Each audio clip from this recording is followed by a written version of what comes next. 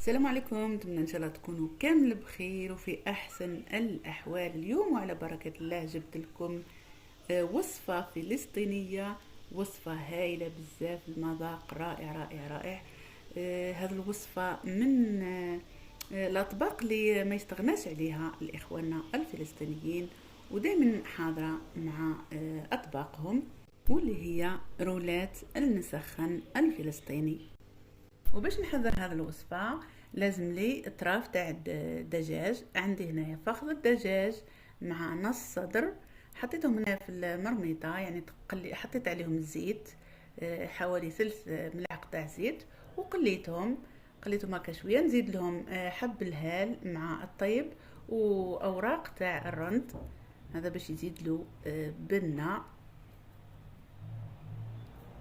هكذا. هنايا راح نزيد لهم ملح، زنجبيل، وقرفة، يعني مغرف صغيرة تاع قرفة، مغرف صغيرة تاع زنجبيل، والملح نحطهم كامل مع بعض. هذا يعطي له ذوق. راح نمرق، نحط عليه الماء سخون.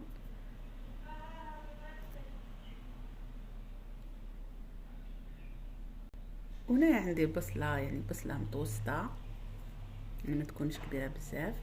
راح نحط كل شيء مع بعض، نغطي عليهم ونخليهم حتى يطيب لي هذاك اللحم. هنا كما راكم تشوفوا او طاب، نحي اللحم تاعي.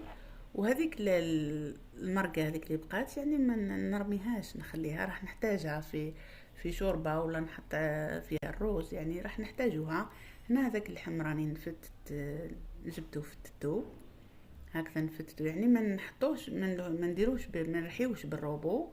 يعني هكذا الوصفة هذه تاع الإخوان الفلسطينيين، يعني اللحم هكذا لازم يعني نفتتوه بيدينا، ما نرحيوهش في الروبو.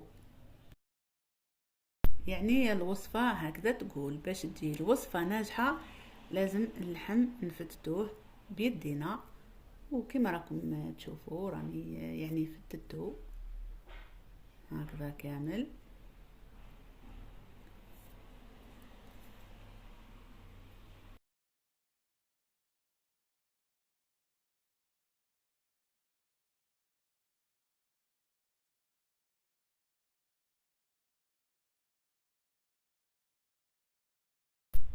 ونجي هنايا باش نحضر هذه الوصفة، لازم لي اللحم هذاك الدجاج كما شفتوا، طيبته فتتو كما شفتوا. عندي هنايا البصل كمية كبيرة، يعني 3 حبات تاع بصل.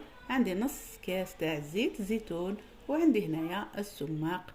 السماق اللي في هذه الوصفة لازم، هذا السماق اللي يخدموا به الإخوان الفلسطينيين، اللي يتباع عند العشابين. عندي هنا الملح، فلفل الكحل، ونحتاج ثاني نص حبة تاع القارص اللي نضيفها في الأخير.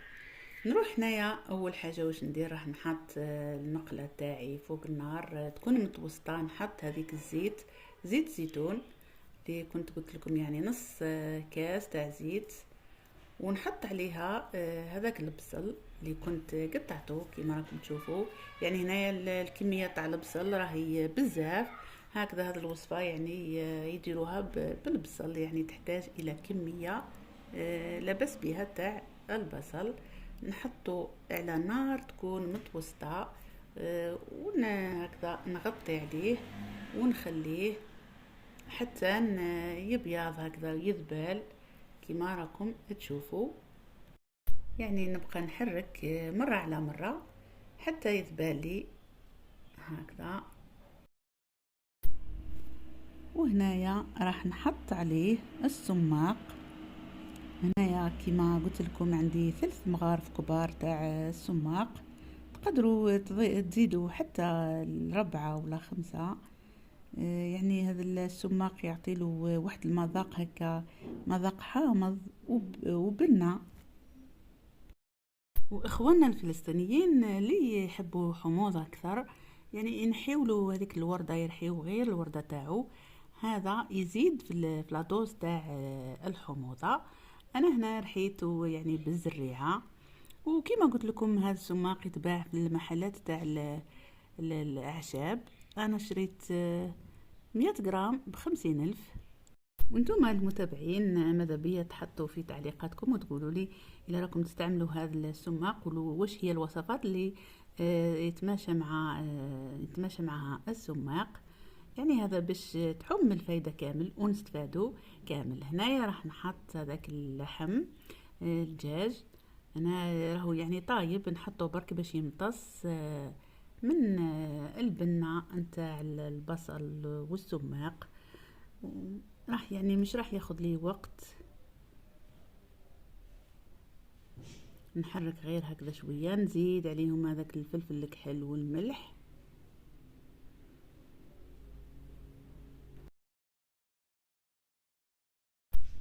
هكذا، ونبقى نحرك دايما على نار هادئة.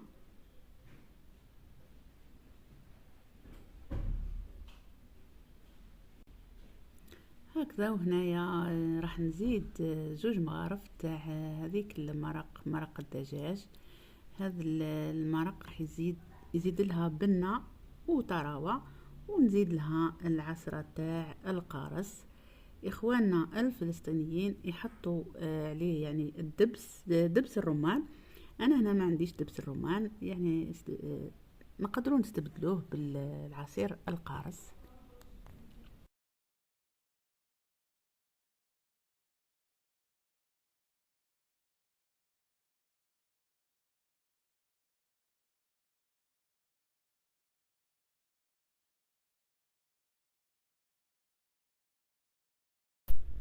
هنايا خلاص راني كملت من الطياب، راح ننحيه من فوق النار ونحطه هنايا في صحن كما راكم تشوفوا.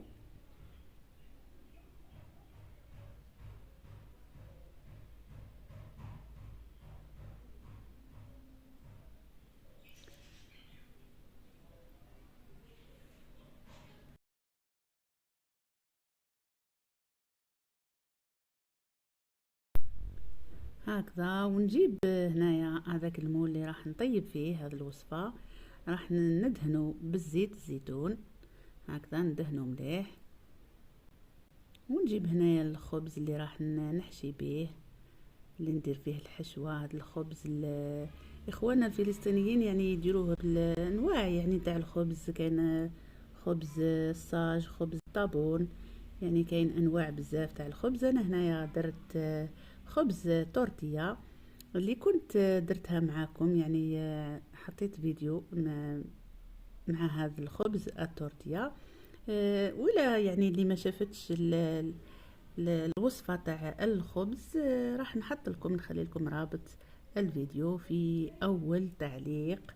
وهنا راح نجيب هذاك الحشو اللي طيبته نعمر به هذا الخبزة تاعي. كما شتو قسمتهم على 4 ونلفها هنايا هكذا. راني هنايا مع هذه الوصفة، يعني حاولت يعني نديرها لكم كما يديروها اخواننا الفلسطينيين. ان شاء الله يا ربي نكون موفقة فيها. وهذه هي. تحية منا، تحية كبيرة لإخواننا الفلسطينيين، نقولهم يعطيكم الصحة وكامل نحييكم. ونحيي ثاني ولاد خويا اللي رسموا لي هذا العلم الفلسطيني، علمين، علم الوطني الجزائري والعلم الفلسطيني. نتمنى ان شاء الله نكون يعني وفقت في هذه الوصفة. ننصحكم جربوها لأنها حقيقة وصفة بنينة بزاف وسهلة في التحضير، يعني ما تاخدش معنا الوقت. يعني كامل بعد ما نلفهم كامل حطيتهم في المول، ندهن الوجه تاعهم بهذاك يعني الصلصة اللي تبقات لي تاع البصل والزيت، زيت الزيتون، ندهنها يعني كامل. كاين اللي يحط عليهم هذاك مرق الدجاج هكذا. بعد ما دهنتهم كامل راح نحطهم داخل الفور ياخذوا لي هذيك التحميره، ونقدمهم مع صلصه الثوم اللي تزيد لهم البنه. وهذه هي الوصفه تاع اليوم. نتمنى ان شاء الله الفيديو عجبكم والوصفه عجبتكم. نشوفكم ان شاء الله في فيديو واحد اخر. يعطيكم الصحة على المتابعة. سلام.